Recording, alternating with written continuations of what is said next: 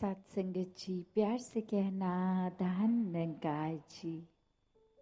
सत्संग में पिछले कुछ घंटों से सभी भाव जो वक्ता बोले, वो चाहे साधन कुछ भी रहा हो, भजन रूप हो, स्पीच रूप हो, कविता रूप हो, तो एक ही मकसद इस इंसानी जन्म का कि ये जीवन को जीने का तरीका क्या है।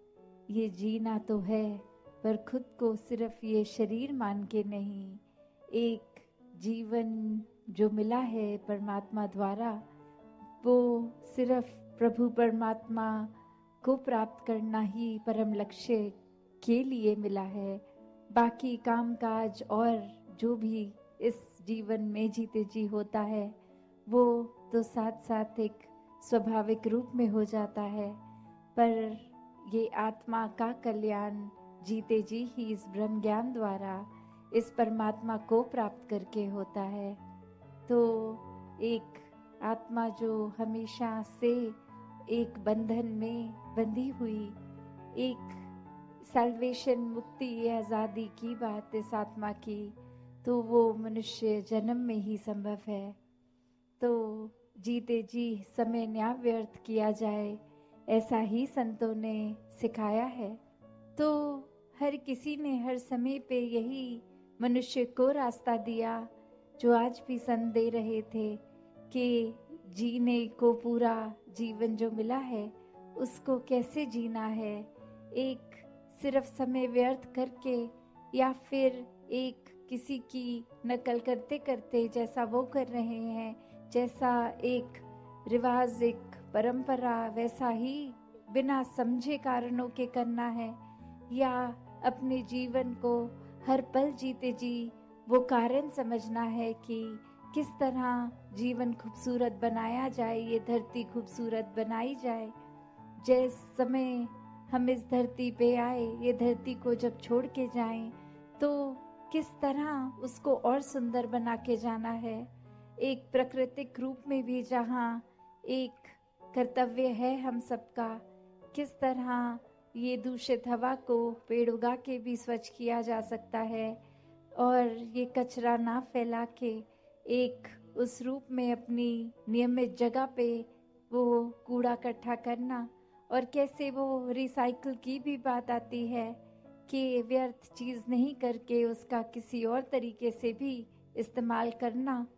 वहीं वो बात कि ये फिर प्रदूषण सिर्फ बाहरी संसार का नहीं, ये जीते जी हमें अंतर मन को भी साफ करना है, इस परमात्मा को और बसा के, जो कि पहले ही हमारे भीतर भी है, बाहर भी है, कण कण में है, हर जगह है। तो वही उदाहरण जो एक मृग का आता है कि एक खुशबू जो उसके अंदर ही होती है, वो मृग समझता नहीं, और जगह जगह एक जंगल में ढूंढते ढूंढते कि ये खुशबू कहाँ से आ रही है, वो खुशबू तक जाने में भटकता है, और असल में तो वो कस्तूरी की खुशबू उसके अंदर ही है, उसकी नाभि से ही आ रही है। और कैसे ये समय फिर व्यर्थ हो जाता है सिर्फ और सिर्फ वो भटकन में। तो ये पहचान परमात्मा की जब हो जाती है, तो वो भटकन एक समाप्त हो जाती है आत्मा की। अब उस तरह देखें तो फिर जिस तरह उस मृग को बता दिया जाए कि इधर उधर भटकने की जरूरत नहीं है, आप जिस स्थान पे हो उसी स्थान पर ये खुशबू भी है। तो बात वही, परमात्मा हर जगह है, अंग संग है। जिस समय, जैसे अभी भी आवाज लगा रहे थे महापुरुष के, ये ब्रह्म ज्ञान की दात आज सत्संग के बाद भी ये प्राप्ति की जा सकती है। तो बात वही कि सिर्फ सत्संग में आने का मतलब सिर्फ वो नहीं कि आए एक क्रिया रूप में बैठ गए, कुछ सुना भी, कुछ अनसुना किया, कुछ अपना ध्यान इधर उधर लगा लिया, भटका लिया, पर मूल को नहीं पकड़ा। मूल तो बस ये परमात्मा ही है। इस परमात्मा को जो पकड़ लेते हैं, मन में बसा लेते हैं, हर समय इसका दीदार करते हैं, एक एहसास में इसी निराकार के रहते हैं, तो वो ही वाक्य ही संत है।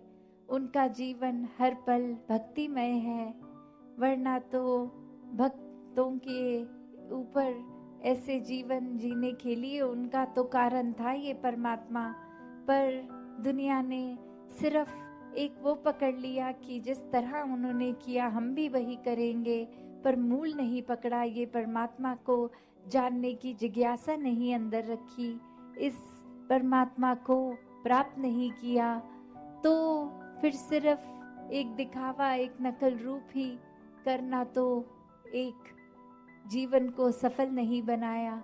क्योंकि वो एक उस तरह की बात है कि अगर कोई एक घाव है, चोट है, तो उसको पहले मरहम लगा के वो अपनी त्वचा को, स्किन को नॉर्मल करना है, वरना तो एक छुपाने के तौर पे ऊपर से मेकअप लगा के भी छुपा दिया जाता है। तो बात वही कि ये ऊपर की सुंदरता नहीं, ये अंदर से भी सुंदर होना है। ये हर किसी के अंतर मन की जो भटकन ये आत्मा की, ये सिर्फ और सिर्फ इसका समाधान ये परमात्मा ही है। जैसे ही इस परमात्मा को देख के भक्ति की शुरुआत की जा सकती है, उसी तरह फिर अपने मनों में और गुणों को भी अपनाया उसी पल से जाया जा सकता है। और वो फिर एक ऊपरी मेकअप की तरह अच्छा व्यवहार नहीं, एक अंदर से वो जिस तरह इस नाभि में खुशबू उस मृग के, तो वही अंदर से बाहर की सुंदरता तभी बनती है जब एक एक मानवीय गुण हम पहले खुद बन जाते हैं। सिर्फ प्यार की बात ही नहीं, पहले प्यार बनकर फिर प्यार बांटना। सिर्फ एक विशालता की बात नहीं, इस विशाल निराकार परमात्मा से जुड़ गए। ये इतना विशाल जिसका कोई अंत ही नहीं है, कोई शुरुआत ही नहीं है। जब इसके साथ मन जोड़ लेंगे तो हम भी अपना मन इतना विशाल बना लेंगे कि सबको अपना लेंगे। हर किसी की कमियां हो ना हो उससे फर्क नहीं, कि सब प्यारे हैं, सभी इस परमात्मा की संतान हैं, सब में यही एक परमात्मा का निवास, सभी प्यारे, सभी श्रेष्ठ। और कोई भी और फिर हम जो मानवीय गुण सोचे भी, वो स्वयं बनना बहुत ही आसान हो जाता है। सिर्फ इस परमात्मा के ऊपर अपने मन को टिकाकर वो गुण खुद ब खुद हमारे अंदर आ जाते हैं। तो ऐसा व्यवहार, ऐसा जीवन हर एक के जीवन में आना संभव है। सिर्फ और सिर्फ उसके लिए ये अपने अहंकार का त्याग करना जरूरी है। क्योंकि एक अहंकार आते ही जब ये लगता है कि हमको कोई क्या सिखाएगा, हमें तो पहले ही सब कुछ आता है, हम जिस रास्ते पे चल रहे हैं वो रास्ता ही सबसे ठीक है, और किसी के पॉइंट ऑफ व्यू, नजरिया, रास्ता तो कोई मायने ही नहीं रखता। एक हमसे ज्यादा बुद्धिमान कौन होगा, हमसे ज्यादा शारीरिक बल किसमें होगा, हमसे ज्यादा आकर्षित करने वाला अपनी बातों से एक भारी सुंदरता से कौन होगा। ऐसा करते करते अगर भाव ये अहंकार के ही हो मन में, तो फिर तो कोई क्या ही सीखेगा। जब लगेगा हमको सब कुछ आता है, तो जहाँ इस पूरे संसार से ये कण कण में ही शिक्षा है, वहाँ इस शिक्षा को एक सिर्फ किताबी तौर पे ही नहीं, जब जितना ज़्यादा हम एक एक मनुष्य से, इस प्रकृति से जुड़ेंगे, ये परमात्मा के ऊपर आधारित करेंगे अपना रिश्ता, तो वाकई ही हर तरफ से शिक्षाएं मिलती रहेंगी जो जीवन में लागू करके जीवन को एक सुधारा जा सकता है, जीवन को एक सुंदरता दी जा सकती है। तो दासी और समय ना लेके इन्हीं शब्दों से अरदास इस निराकार से कि सेवा, सुमिरन, सत्संग हर एक के जीवन में आए, ये भक्ति हर किसी की और मजबूत होती चली जाए। सात संगत जी, धन निरंकार जी।